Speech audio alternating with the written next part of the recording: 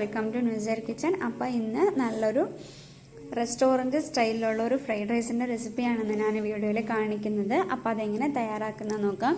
ഞാനിപ്പോൾ ഒരു പാത്രത്തിൽ കുറച്ച് വെള്ളം വെച്ച് ചൂടാക്കാൻ വേണ്ടിയിട്ട് വെച്ചിട്ടുണ്ട്. ഇനി ഇതിലേക്ക് ആവശ്യത്തിന് കല്ലുപ്പാണ് ഇട്ട് കൊടുത്തിട്ടുള്ളത്. ഞാൻ ഇതിന് മുമ്പത്തെ ഒരു വീഡിയോയിലേക്ക് കല്ലുപ്പ് ചേർക്കുന്നത് പറഞ്ഞിട്ടുണ്ട്. ഇനി അതോടൊപ്പം തന്നെ 1 ടീസ്പൂൺ നല്ലെണ്ണ, അതായത് നമ്മളുടെ ജിഞ്ചിലെ ഓയിലാണ് ചേർക്കുന്നത്. അതൊന്ന് മിക്സ് ചെയ്തതിന് ശേഷം ചെറുതായിട്ട് വെള്ളം തിളയ്ക്കുന്ന ആ ഒരു സ്റ്റേജിൽ ഞാനിപ്പോൾ ഇവിടെ അരി ചേർക്കുന്നുണ്ട്. 1 കപ്പ് അരിയാണ്, ബസ്മതി അരി അല്ല, സാധാ നമ്മളുടെ ബിരിയാണിക്കൊക്കെ ഉപയോഗിക്കുന്ന ഏത് ബ്രാൻഡായാലും കുഴപ്പമൊന്നുമില്ല. അപ്പോൾ വെള്ളം നന്നായിട്ട് തിളച്ച് വെള്ളവും അരിയും നന്നായിട്ട് തിളച്ച് വരുന്നുണ്ട്. അപ്പോൾ ഈ സമയത്ത് നമുക്കൊന്ന് ചെക്ക് ചെയ്ത് നോക്കാം. ഞാനിപ്പോൾ ചെക്ക് ചെയ്യുന്ന സമയത്ത് അരി നന്നായിട്ട് വെന്ത് വന്നിട്ടുണ്ട്, അതായത് ഒരു 70% വന്നിട്ടുണ്ട്. ഇനി ഇത്രയും മതിയാവും. ഇനി അതൊന്ന് സ്ട്രെയിൻ ചെയ്തതിന് ശേഷം ചൂടാറാൻ വേണ്ടിയിട്ട് വെക്കാം. ടവലിലോ അല്ലാന്നുണ്ടെങ്കിൽ ടിഷ്യൂ പേപ്പറിലോ നന്നായിട്ടൊന്ന് വിരിച്ച് ഫാനിനടിയിൽ വെക്കാവുന്നതാണ്. ഈ സമയം നമുക്ക് ഇതിലോട്ടുള്ള വെജിറ്റബിൾസ് ഒന്ന് വഴറ്റിയെടുക്കാം. ഞാനിപ്പോൾ ഒരു കടായി വെച്ച് ചൂടാക്കിയതിന് ശേഷം അതിൽ 2 ടീസ്പൂൺ നല്ലെണ്ണ യൂസ് ചെയ്തിട്ടുണ്ട്. നല്ലെണ്ണയാണ് നമ്മുടെ ഫ്രൈഡ് റൈസിനൊക്കെ പൊതുവായിട്ടൊരു ടേസ്റ്റ് കൊടുക്കുന്നത്.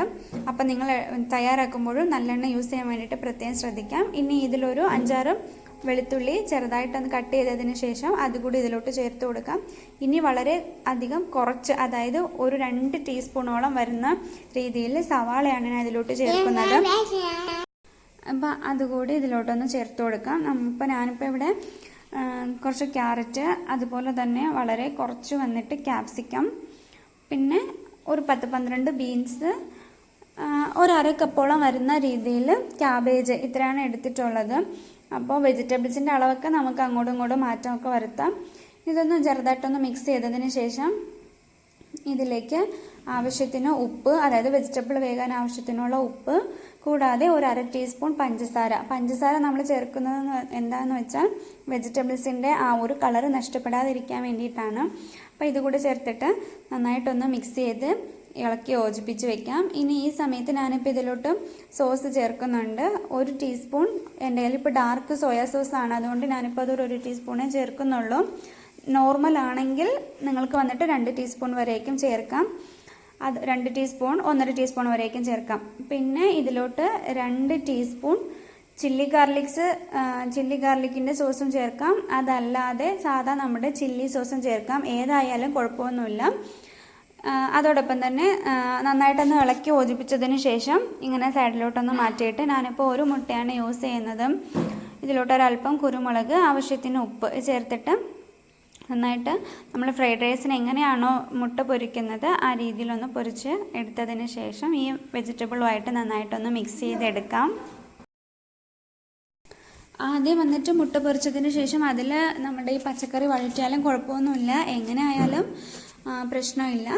അപ്പോൾ ഇതിലോട്ട് ഞാനിപ്പോൾ ചൂടാറാൻ വെച്ചിട്ടുള്ള ചോറാണ് ചേർക്കുന്നത്. ഇപ്പോൾ ചൂടാറിയതിന് ശേഷം ഞാനൊരു 2 മണിക്കൂർ ഫ്രിഡ്ജിൽ വെച്ച് തണുപ്പിച്ചെടുത്തിട്ടുണ്ട്.